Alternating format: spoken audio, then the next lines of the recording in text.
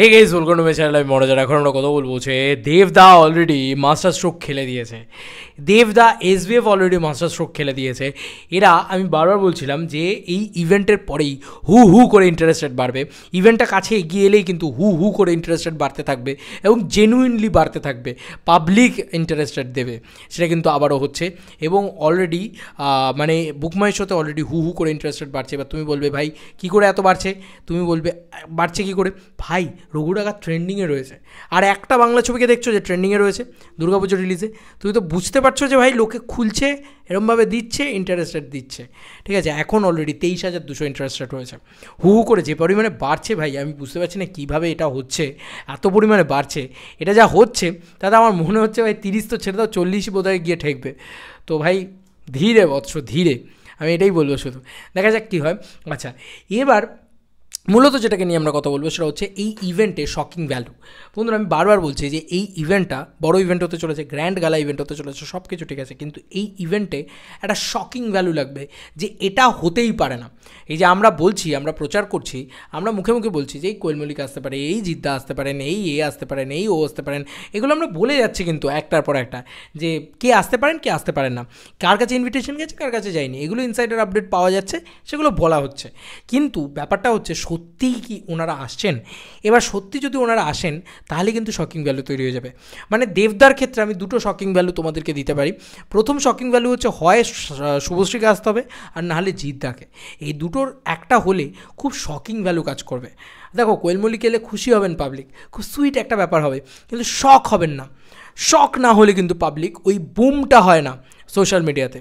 তো আমি চাইবো যে এই দুজনের ভিতরে কেউ একজন আসুক, এবার একটা শকিং ভ্যালু থাকুক। এবার দেখো, আমি বললাম যে জিদ্দা বা শুভশ্রীদি এদের ভিতরে কেউ একজন এলো, হতে পারে তো যে এমনটা কিছু হলো যে আমরা তাকে কল্পনাই করতে পারছি না, এবং সে এলে বেশি শকিং ভ্যালু কাজ করে গেল।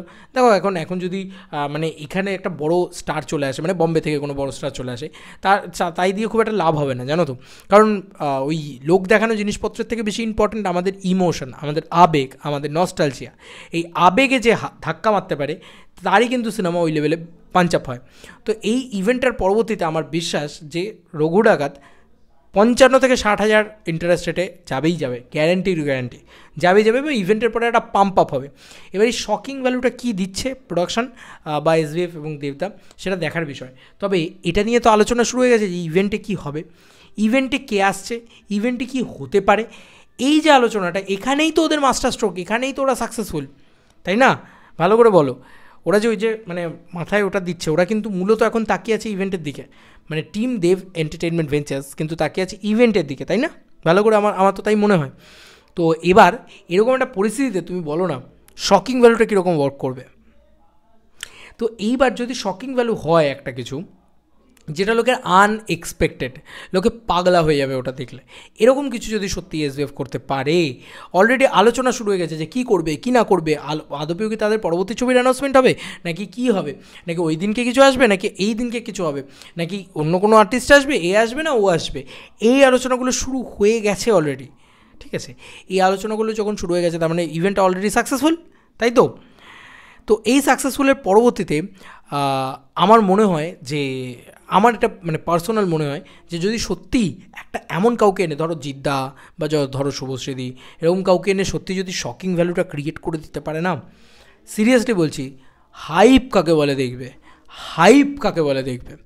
বা সত্যি যদি তার পরবর্তী ছবি অ্যানাউন্সমেন্ট করে দেয় এসবিএফ, দেব এসবিএফের পরবর্তী ছবি অ্যানাউন্সমেন্ট, যাই করুক না কেন, একটা শকিং ভ্যালু লাগবে এই ট্রেলার লঞ্চে, যেটা আমরা এক্সপেক্টই করতে পারবো না, সেটাই আমাদের সাথে ঘটবে আর আমরা পাগল হয়ে যাবো। ঠিক আছে, এই ব্যাপারটা হবে। এমনি 10,000 12,000 মানুষ যখন একসাথে চিৎকার করবে, কী অবস্থা, কী পরিস্থিতি হবে বলো তো। বলে না যে উদ্মা নাচ, সেই উদ্মা নাচে পরিস্থিতি তৈরি হবে আর কি।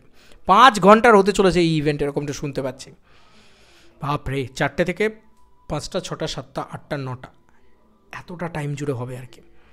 হিউজ। তোমাদের আর কি মতামত এন্টার ভিডিওটাকে নিয়ে জানিও কমেন্ট সেকশন। চলো বন্ধুরা, নতুন কোনো ভিডিওতে দেখা হবে, বাই।